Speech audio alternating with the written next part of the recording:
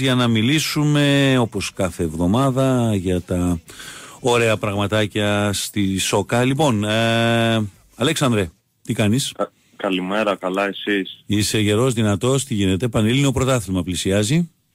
Πλησιάζει, αλλά για τις ακαδημίες του Είναι οι Σόκα. ακαδημίες του Σόκα, ναι, έχεις δίκιο απόλυτο. 13 με 15 Ιουνίου στο Λουτράκι φέτος ξεκίνησε το Σόκα Youth, όπως το λέμε, για μικρές ηλικίες από K8 έως και K14 και θα πραγματοποιηθεί τότε. Έχει ξεκινήσει από τον χειμώνα με τις ομάδες να παίζουν στα περιφερειακά πρωταθλήματα και οι καλύτερες εξ αυτών θα φτάσουν στο Λουτράκι και στην Πανελλήνια τελική φάση, όπου μία κατηγορία κιόλας, η K12, ο πρωταθλητής θα έχει και την ευκαιρία να πάει και στο πανευρωπαϊκό πρωτάθλημα. Ωραία. Αυτό είναι σημαντικό. Και για τα παιδιά είναι ένα έξτρα κίνητρο και για τις ακαδημίες οι ίδιες είναι γενικά σαν μια επιβράβευση αυτό το πράγμα, έτσι είναι? Ακριβώς, ακριβώς. Όπως γίνεται και στους ενήλικες, έτσι και οι μικροί θα ζήσουν πολύ παρόμοιες εμπειρίες. Πώς ξεκίνησε, θέλουμε να μας πείτε λίγα παραπάνω πράγματα, όλο αυτό το εγχείρημα με τις Ακαδημίες Σόκα στη χώρα μας? Καταρχάς να πούμε ότι όλες οι διοργανώσεις Σόκα είναι διοργανώσεις πολύ υψηλού επίπεδου που έχουν ένα κοινό στοιχείο. Την αγάπη όλων των ηλικιακών κατηγοριών για αυτό το σύγχρονο ποδόσφαιρο αλάνος, να το ονομάσουμε. Σίγουρα όλες οι ακαδημίες ποδοσφαίρου έχουν την ανάγκη να βρεθούν σε συναντήσεις με άλλες ακαδημίες και άλλες ποδοσφαιρικές ομάδες από όλη την Ελλάδα. Τα συνήθη πρωταθλήματα δεν δίνουν αυτή την ευκαιρία γιατί παίζουν κυρίως σε τοπικό επίπεδο. Αυτή η εκδήλωση λοιπόν τέριαζε κατά κάποιο τρόπο γάντι στις αθλητικές μονάδες που αναπτύσσουν το ποδόσφαιρο και ήταν μια ανάγκη που προέκυπτε και αυτό έδωσε το έναυσμα να γίνει αυτή η ανάπτυξη, έτσι ώστε να δημιουργηθεί μια πολύ ισχυρή βάση ενός πρωταθλήματος που έχει την προέκτασή του σε έναν ευρωπαϊκό παγκόσμιο οργανισμό ποδοσφαίρου όπως είναι το International Soccer Federation. Έχει βρει μεγάλη ανταπόκριση μέχρι τώρα στις αθλητικές μονάδες. Τα παιδιά είναι πολύ χαρούμενα. Έχουν την αίσθηση ότι παίζουν στο δικό τους Champions League. Τα παιχνίδια είναι ξεχωριστά γιατί και οι αθλητικές μονάδες και οι εγκαταστάσεις φροντίζουν να υπάρχει μια διαφορετική διαδικασία, ένα διαφορετικό πρωτόκολλο κατά τη διάρκεια των αγώνων. Ακόμα και οι ετοιμασίες των διαιτητών, η είσοδος των παιδιών στον αγώνα, η αντίστοιχη μουσική που υπάρχει για την είσοδο.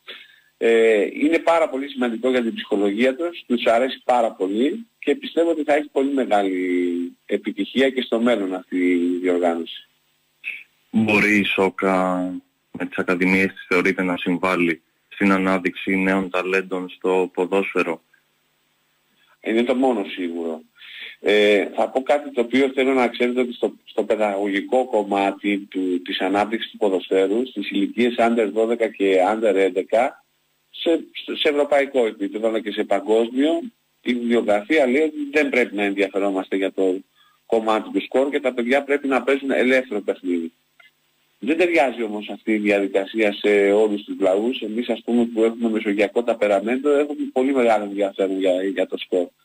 Οπότε είναι μια πρόκληση ουσιαστικά, ενώ έχουμε παιχνίδια που έχουν σκορ, βαθμολογία, ανάπτυξη, γιατί διεξάγεται, να πω και αυτό, διεξάγεται ακριβώς με τον τρόπο που διεξάγεται το League Stage του Champions League.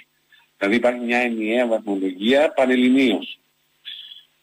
Και επίσης κάποιος μπορεί να το παρακολουθήσει διαδικτυακά από τη σελίδα soccerleague.gol.eu πώς εξελίσσεται καθ' όλη τη διάρκεια της πρώτης φάσης. Για να επιστρέψω στην αρχική τοποθέτηση όσον αφορά το σκορ, είναι μια πρόκληση για τους προπονητές, για τα παιδιά, για τους γονείς να παίζουν ένα τέτοιο παιχνίδι που έχει σκορ και βαθμολογική σημασία, αλλά να μπορούν να το περνάνε σε δεύτερη μοίρα και σε πρώτη μοίρα να υπάρχει η διασκέδαση, η διαφορετικότητα του παιχνιδιού, η συνάντηση με μια ομάδα που δεν έχουν την ευκαιρία να συναντούνται έτσι σε τοπικό επίπεδο, άρα δηλαδή πιο σημαντικά πράγματα. η μόνιμη ατάκα όταν τελειώνει ένα παιχνίδι, αν έχει τελειώσει νικηφόρα ή αν έχει χάσει μια ομάδα, αν έχει χάσει κυρίως, είναι στο Champions League δεν μπορούμε να κερδίσουμε όλα τα παιχνίδια, οπότε Champions League παίζουμε. Σε αυτή την ηλικία είναι σημαντικό να φτιάχνεις την ψυχολογία των παιδιών σε αυτό το επίπεδο και αυτό είναι το έναυσμα της ανάπτυξης. Είναι η αγάπη, να αγαπώ το ποδόσφαιρο, να αγαπώ τη διαδικασία, να αγαπώ τους αγώνους και να ονειρεύομαι. Αυτό χρειαζόμαστε για να αναπτύξουμε το ποδόσφαιρο σε αυτή την ηλικία. Μεγαλώνοντας φυσικά χρειάζονται υποδομές, χρειάζονται πολλά περισσότερα πράγματα. Ας ξεκινήσουμε όμως από τη βάση, δυστυχώς μας λείπουν τα υπόλοιπα στη δική μας χώρα, αλλά το όραμα πάντα υπάρχει και οι προσπάθειες πάντα γίνονται προς αυτή την κατεύθυνση. Ωραία.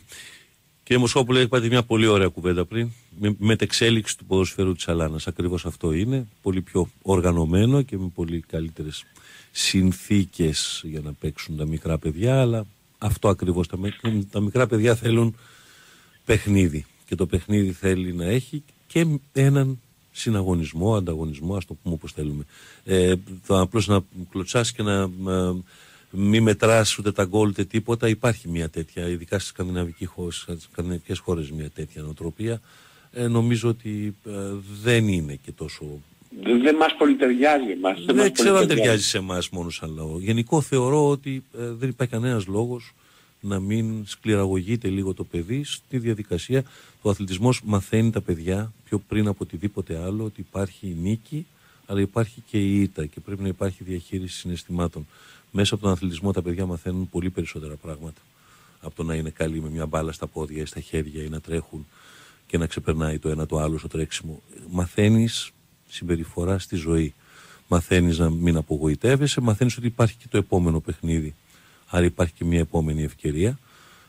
Και είναι όλα αυτά είναι πολύ παιδαγωγικά.